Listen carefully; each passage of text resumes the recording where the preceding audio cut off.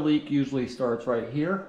This is A number 1, and I don't know why bathrooms are right above the dining room. Probably because the plumbing has to do with the kitchen and all that stuff. But usually when the water starts dripping in the dining room area or wherever it comes from, right above the shower, is where people start noticing first, and then they call a plumber. They cut out a square and they call a plumber to figure out why it's leaking. And the plumber says it's not the P-trap, it's your shower. And the plumber is right. But then, you know, $150 later for that opinion, you still don't have a dry shower, and we got to go upstairs. I thought I'd come on and do a quick video about plastic shower pans. I call them plastic. They're fiberglass monolithic pieces that go in instead of doing tile. And some people like them, some don't. I don't particularly like them. They have problems that kind of rear their head later on in life, which this one doesn't have. But typically what will happen is you'll have a lot of staining around where your feet are at. There looks like there's a little bit of staining going on here, but you'll never get that stain out. You can't bleach it out. It's just like embedded into whatever the fiberglass material is on the surface. The other thing that happens, and sometimes, you know, in addition to that, you'll get a little thin crack.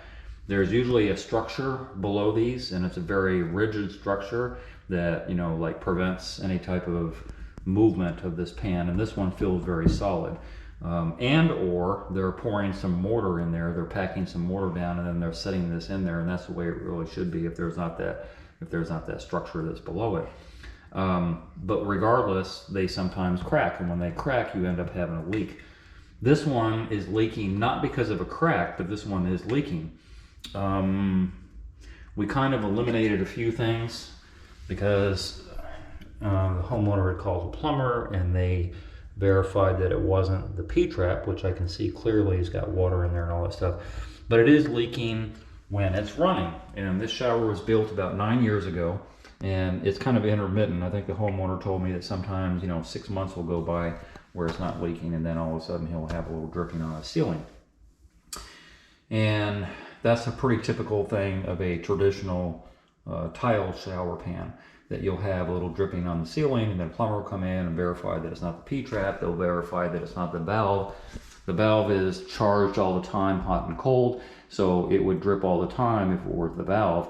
But you have this one pipe that goes up the shower head, and sometimes the Teflon tape or the connection, if it's sweated, isn't done right or whatever. So it's only going to leak when it's going on. When you turn it on, it's only going to leak, right? It's going to be from the top here or behind the shower head. Hi, cat. You want to be in the video?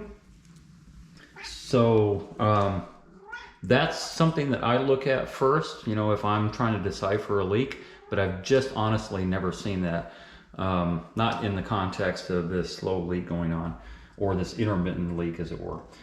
There's really no water getting out of here. They don't really, you know, there's no kids splashing water outside and all that stuff.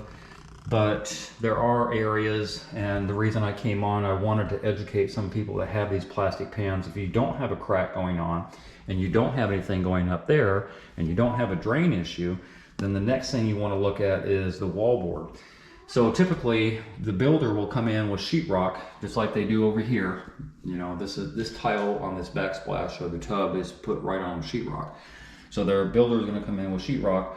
These lips of the tub are the same as the lip of the lip of a shower pan is the same as the lip of a tub. So it has a little curvature like this, and so about probably 3/4 up, the top of my finger would be what I call the lip, and then the edge of the tub.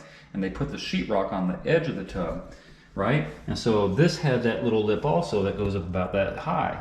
And so the sheetrock is sitting straight down on the edge of the tub, in this case a shower pan, and then the water gets inside of that sheetrock, and it ruins the sheetrock, and it wicks up and gets wet and all the time. And that sheetrock is definitively attached to studding. So you got 2 or 3 studs going on, plus 2 or 3 just in this corner alone, which is in line with the curb. So now the sheetrock gets wet, and then your studs get wet, and over time, i.e. the last 9 years, that wood gets so wet that it can't go anywhere else. So it goes to your subfloor, which is the plywood. Then over time, the plywood gets so wet, it can't do anything but leak on the sheetrock downstairs. And that's where it rears its ugly head. So he's trying to decipher where the leak is at, And definitively, all things being equal, if the caulking here on the inside and the outside of the rail is good to go and on the corners is good to go, which it is, then yes, that's where the problem is. And you can't fix that problem. You can put a Band-Aid on it, but the only fix is to take out all this tile. Especially on a diagonal, it's very, very difficult to do. So my best suggestion is to take out the walls and rebuild the walls. Unfortunately, that requires rebuilding the shower. There's no easy fix. He also mentioned when he did enough caulking where he saw cracks that it would solve the problem for a while, and then that would last about 5 or 6 months, and then he'd have to, you know, do some caulking again, because the caulking eventually will start detaching from the areas that they were on. The second part usually has to do with the knee wall right up under here. They overlapped on here, and you know, so that's because the knee wall is always opposite of a shower head, and it gets bombarded with water all the time, and there's usually some type of crack going on with the grout line here. So yeah, then the knee wall gets compromised, and I don't think that's going to be the big issue on this one. I think it more has to do with this area and that area, but more specifically here. And knee walls are typical weak spots with showers, whether or not this was the way it is now or traditional pan with mortar and all that stuff. Knee walls get bombarded. So I don't know if that helps anybody. Hopefully it does. The best you can hope for is to do enough caulking here to save yourself some time, because that's all you're doing eventually. I think he asked me what I could do to, you know, like stop this, and I can't. You've already done what you can to stop it by caulking. You know, anything past that is just a redo. So you're not afraid of water, are you? Listen to that purring.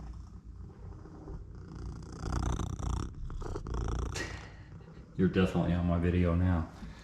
Yeah, so that's kind of the long and short answer to why your plastic shower pan leaks.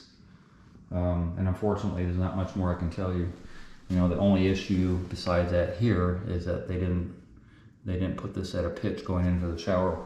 But, you know, again, that doesn't really account for, you know, any types of leaks. But hey, if you enjoyed that video and you learned something, consider being a Patreon member. $5, $10, $15 a month would help me greatly produce more videos. I make nothing from YouTube at all. If you're gonna call me for advice, please donate $50 for 30 minutes. My link to my PayPal and my Patreon account is down below. And if you haven't already, hit the subscribe button and hit the bell so you get immediate notifications as soon as I post videos. And thank you very much for your support.